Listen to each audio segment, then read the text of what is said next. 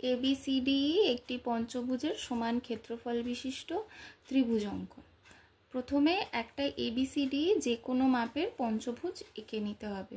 পঞ্চভুজ মানে যার পাঁচটি বাহু দ্বারা সীমাবদ্ধ যে কোনো জ্যামিতিক চিত্রকে পঞ্চভুজ বলা হয়।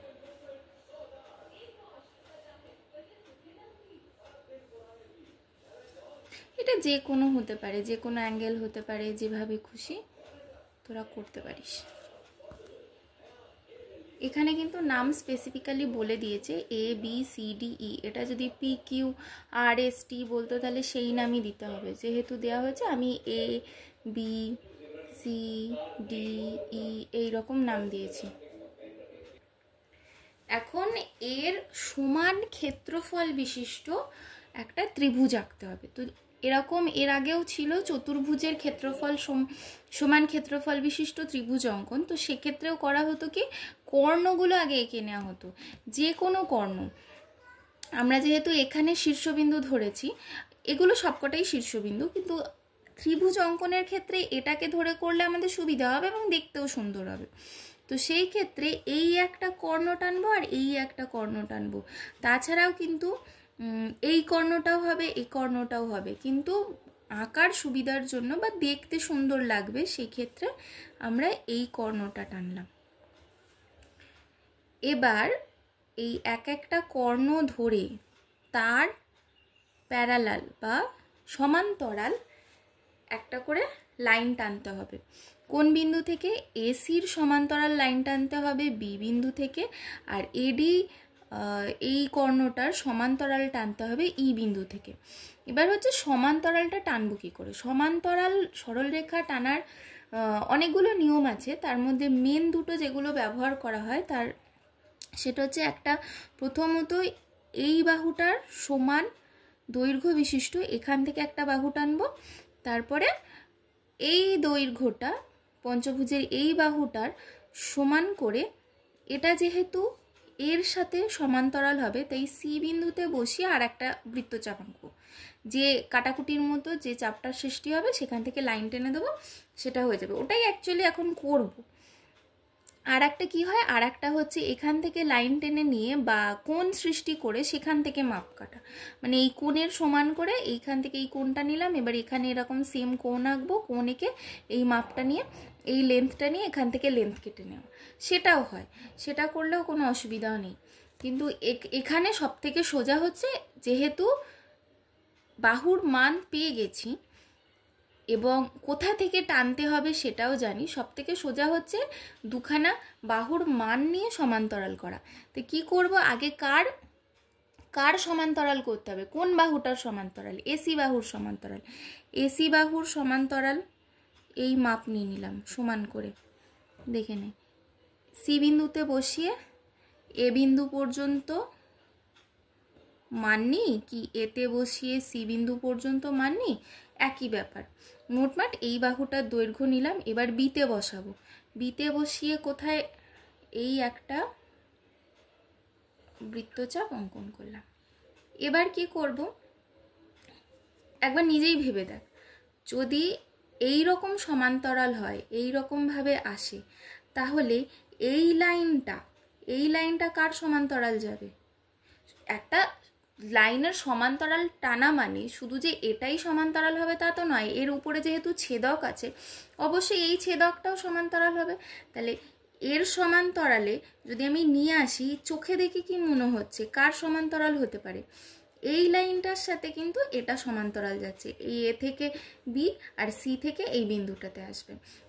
তাহলে কার বাহুর আবার দৈর্ঘ্য নেব? এই এ থেকে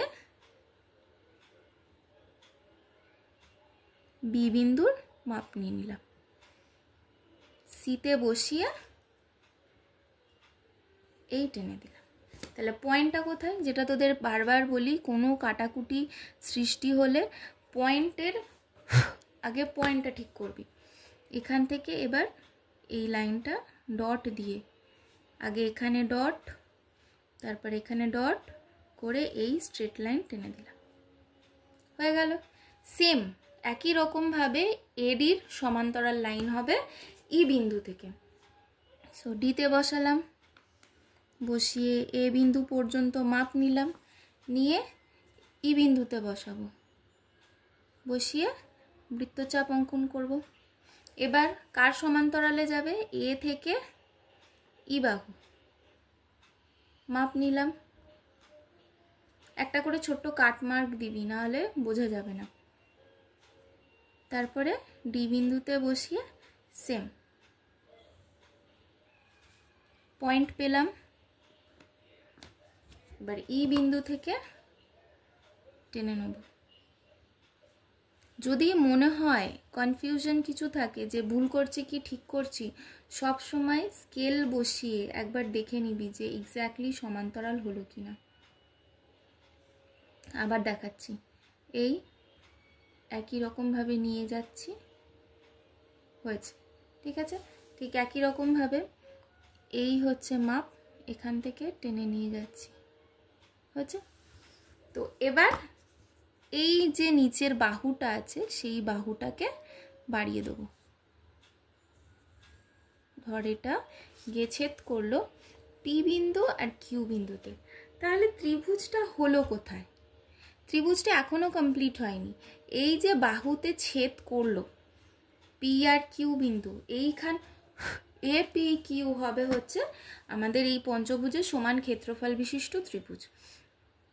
এ থেকে পি বিন্দু পর্যন্ত টেনে নিই। এই এ থেকে পি বিন্দু পর্যন্ত টেনে দেখানোর জন্য আমি তোদের ডটেড লাইন দিয়ে দেখাচ্ছি, এটা তোদের বুঝতে সুবিধা হবে। চাইলে তোরা পরীক্ষাতেও করতে পারিস বা করে স্কুলের স্যারকে একবার দেখিয়ে নিতে পারিস, কারণ সবাই এই লাইন এই রকম লাইন টানাকে সাপোর্ট করে না। তো সেক্ষেত্রে নাম্বার দেবে কি দেবে না একবার স্কুলে জিজ্ঞেস করে নিবি, কিন্তু এটা ভুল নয়। এবার নিচে কি লেখা হবে? A B scale O pencil কম্পাসের সাহায্যে A B C D E পঞ্চভুজের